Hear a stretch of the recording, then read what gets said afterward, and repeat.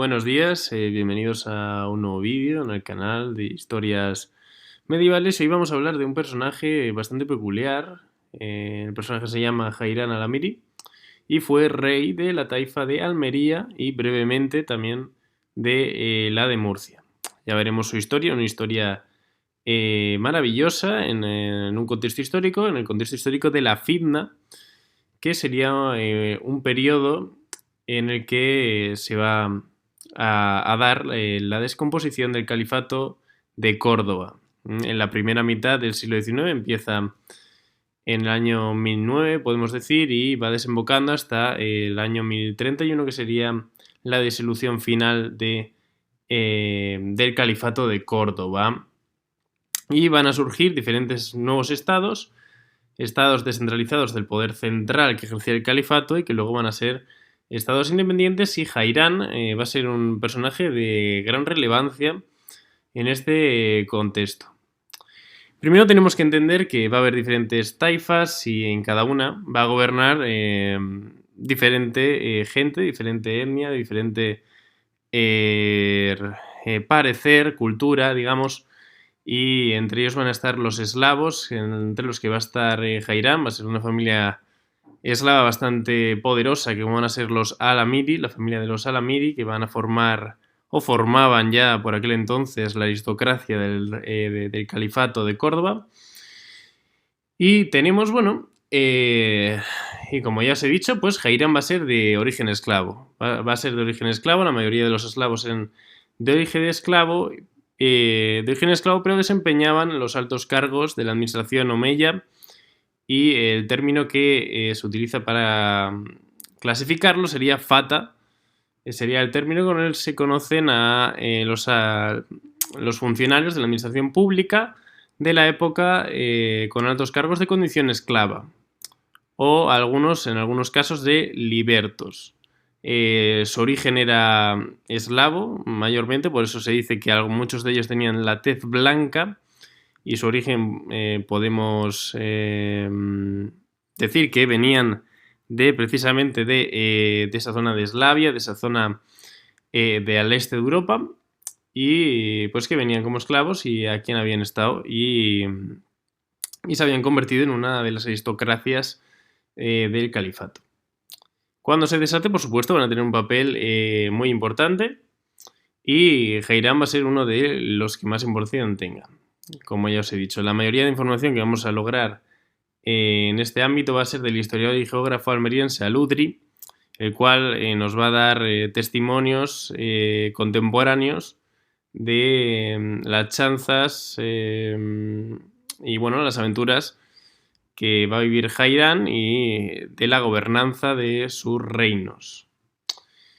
La importancia de Jairán radica principalmente en que fue soberano de la taifa de Murcia al principio, al lograrla entre los años 1012 y 1013, que consiguió el control de Orihuela y Murcia, por lo tanto de la taifa de Murcia, y posteriormente de Almería, donde al conquistarla en julio del año 1014 se convertiría en soberano y pondría ahí su capital. Se residiría en ese lugar, ¿no? Como muchos de ellos, muchos eslavos gobernaron principalmente en la zona del Mediterráneo, y así los eslavos principalmente van a gobernar en Tortosa, Valencia o Denia, en esos reinos taifas, y en el de Almería y Murcia, por supuesto. El reinado de Jairán, no será muy extenso, pero tampoco breve. Va a durar unos 14 años y van a ser unos años bastante prósperos desde el punto de vista económico para la ciudad de Almería, ¿no? Y también de una gran inestabilidad militar, por supuesto, para la época que estamos. Ahora vamos a explicar cómo se hizo con esos territorios, cómo Jairán, en ese contexto de desintegración del califato, cómo consiguió hacerse con esos dominios que luego formarían la taifa de Almería y la de Murcia, y él como rey, emir, emir sería ser el título en musulmán de esos sitios. Bueno, tenemos que entre julio del año 1012 y el julio del año 1013 va a conseguir el control de Orihuela y Murcia. ¿Cómo va a conseguir? Lo va a conseguir mediante la guerra. Va a ganarles a los bereberes, que por aquel entonces ocupaban esa zona, eran los gobernantes, por así decirlo, establecidos en esa zona, y mediante la guerra se va a hacer con esos sitios, con esos territorios, también mediante alianzas con los nobles locales. Posteriormente va a conseguir la joya de la corona, que va a ser Almería, en julio de 1014. Y para ello se va a imponer también militarmente, por supuesto, a un rival eslavo esta vez no va a ser bereber. Hay que decir que eslavos y bereberes no se llevaban muy bien, ambos intentaban influir en la gobernanza del Califato de Córdoba, a ver quién obtenía más poder, y por supuesto eran razas, eran etnias distintas y rivales, por lo tanto. Pero en este caso de Murcia, el rival no va a ser un bereber, sino que va a ser un eslavo también. Por supuesto, los eslavos van a competir entre ellos para ver quién consigue mayor poder en la zona del Mediterráneo, donde van a tener mayor influencia.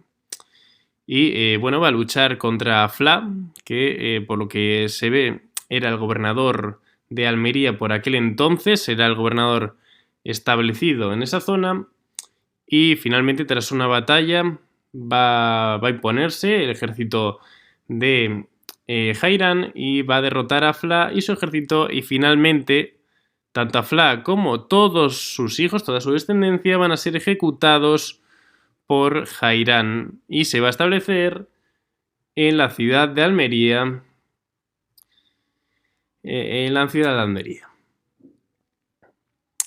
Alguna curiosidad más de este asedio la tenemos en que, bueno, eran dos hijos, los descendientes de Aflá, y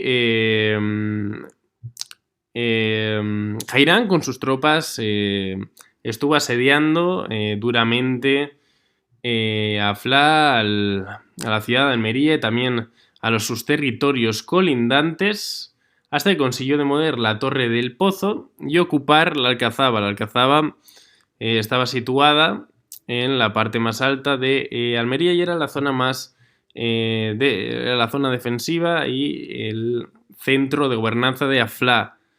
Y por supuesto, tanto Aflá como sus hijos, como ya hemos dicho, fueron asesinados y sus cadáveres fueron arrojados al mar. Y por supuesto, Almería y sus distritos fueron consolidados por el Fata Jairán, quien, a los ojos del historiador y geógrafo Aludri, va a establecer Jairán un gobierno digno de elogio, según sus palabras. Y bueno, vamos a dejarlo aquí. Va a haber una segunda parte del vídeo. Jairán, por supuesto, vivió más aventuras, pero esto sería la introducción al personaje de Jairán y cómo consiguió hacerse con el poder en ese contexto histórico de descentralización y de autarquía realmente de los territorios meridionales, tanto meridionales como septentrionales, y también en el Sark al-Ándalus, que va a ser la zona donde se va a establecer este personaje. Y bueno, pues en el siguiente capítulo pues encontraremos un poco más de la historia de este personaje.